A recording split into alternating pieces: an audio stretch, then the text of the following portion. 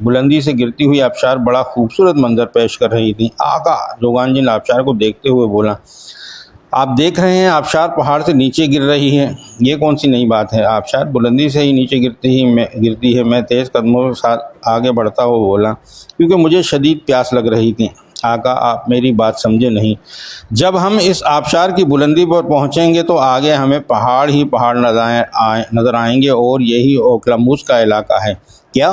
जोगान जिन की बात सुनकर मुझे हैरत हुई। यानी ओखलामूस के इलाके तक हम पहुंच गए थे, बस अब कुछ ही फासला बाकी था। चलो फिर चलते हैं, मैंने कहा और अपनी रफ्तार मज़ीद तेज़ कर दी।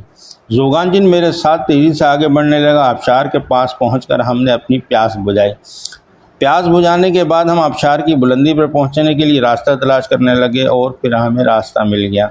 हम ऊपर चढ़ने लगे और काफ़ी जद्दोजहद के बाद हम आबशार की बुलंदी पर पहुंच गए। आबशार के एक तरफ वो चटेल मैदान था जहां से हम चलकर आए थे और दूसरी तरफ बुलंद वाला पहाड़ जिनके गारों में ओखलामूस और उसके चेले फरीदाद रहते थे।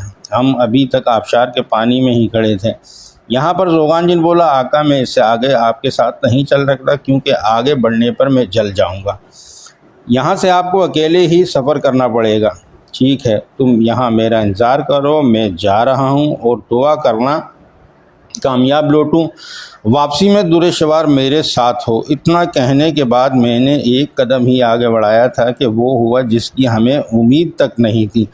दूर से एक गोल शक्ल की फुटबॉल नुमा शे आई और ज़ोर से मेरे सर से टकराई। उस शे के टकराते ही मैं गिर पड़ा और आबशार के पानी के साथ बहता हुआ उस तरफ जाने लगा जहाँ से आबशार का पानी नीचे गिर रहा था। गिरते गिरते मैंने देखा गोल फुटबॉल नुमा शे मेरी तरफ फेंकने वाले वही दो पीले परों वाले परिजात थे जिन्हें हमने जंगल में उड़ते हुए देखा था। उनमें एक परी थी और दूसरा परिजात का चेला परिजात।